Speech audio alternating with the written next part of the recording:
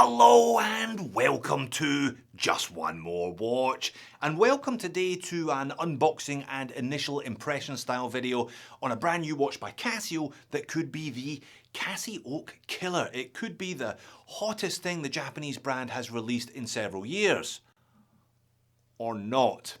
And that, my friends, is the beauty of an unboxing video, because we are about to find out together. And I have one of you lot to thank for this. Paul from Chicago, he emailed me earlier this week letting me know that these had just hit the market and letting me know that he'd love to hear my thoughts about it. So Paul, this one's for you. I hope you enjoy it, mate. Let's flip the camera and have a look at it. Alright, let's get into it. I suspect it's not going to be a long video today, this one. We'll just have a look at the watch and then decide whether it is or is not a viable alternative to the CasiOak. Now, my reference to the 2100 was not just a shameless attempt at clickbait.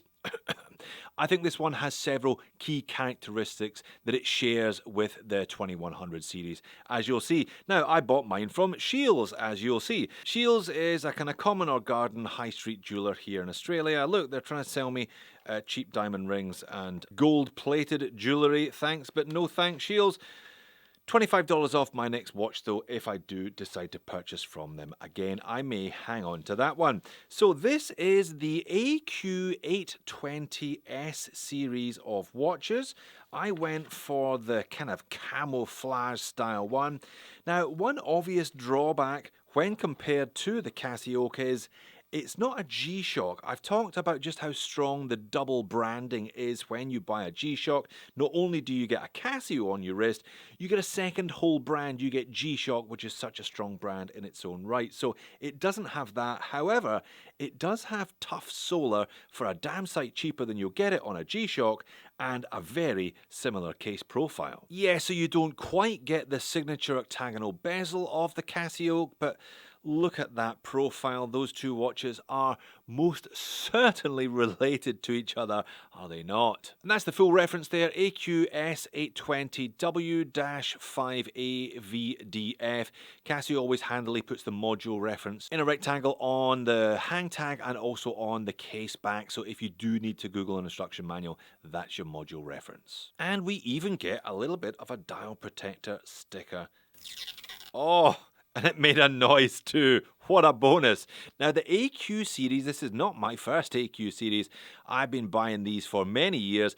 That model derivation dates all the way back to the early 1980s and denotes Casio's Anadigi, their love of putting an analog display and a digital display on the same watch. I've had a couple of these tough solar Anadigi AQs over the years as well. Let's do dimensions before doing features and functions. 45.8mm diameter across its narrowest point, 12.7mm thick including the bezel. Lug tip to lug tip of over 52mm today though. And it's Casio's classic 18mm lug width, meaning you're not taking the band off of this one in a hurry. Weight, a mere 45 grams. It's a piece of plastic covering the dial with no anti-reflective undercoating. 100 meters of water resistance. Just to prove that I'm not mad, in the rectangle, 5745 Casio module. Now, I may not have seen this particular Casio module before, but I have seen many, many like it. They all follow a very similar pattern, especially when they have this 4-button layout. Now, Anadigi's,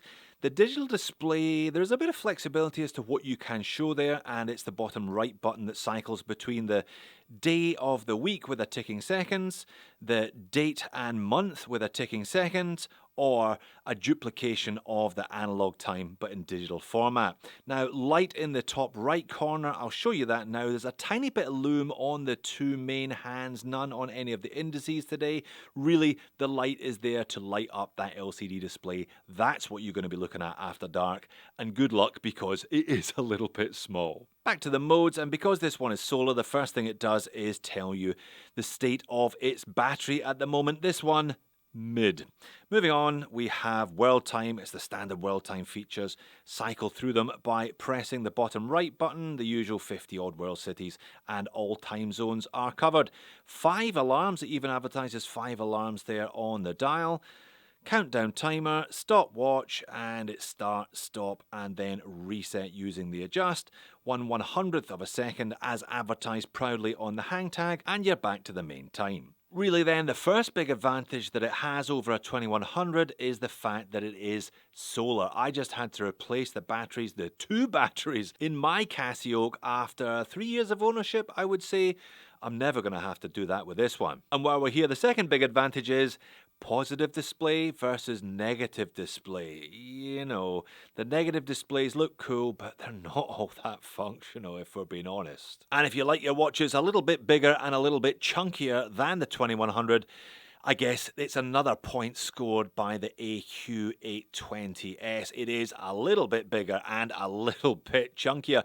Not necessarily any heavier though, as you saw coming in at well under 50 grams, but it definitely has a bit more wrist presence than the standard 2100 does. And yet one more advantage it has over the 2100 is the price.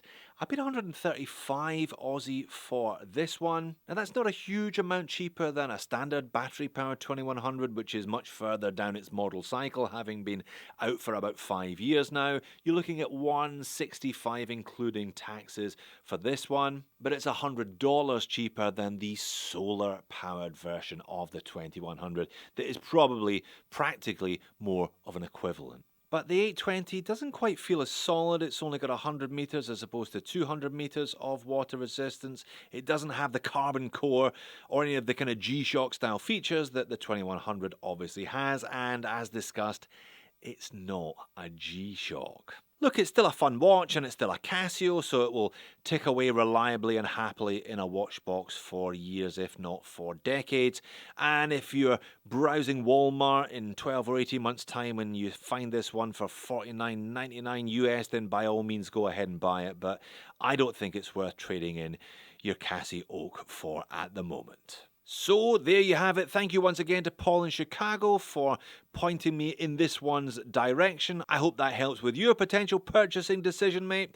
Why not check out my battery swap of the 2100 or the reason why I love it, but also hate it just a little bit. Thanks for watching this one. I'll see you over there.